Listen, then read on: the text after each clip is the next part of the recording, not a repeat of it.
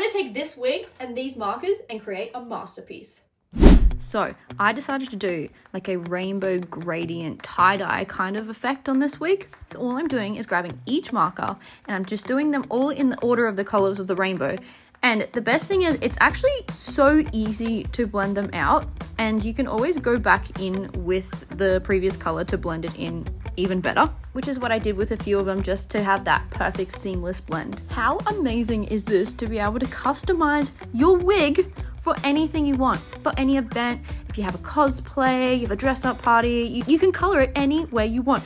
And do you know what the best thing is? Because the markers are washable, you can wash the wig afterwards with just water and a bit of soap, so you can reuse the wig and do a whole new design every single time.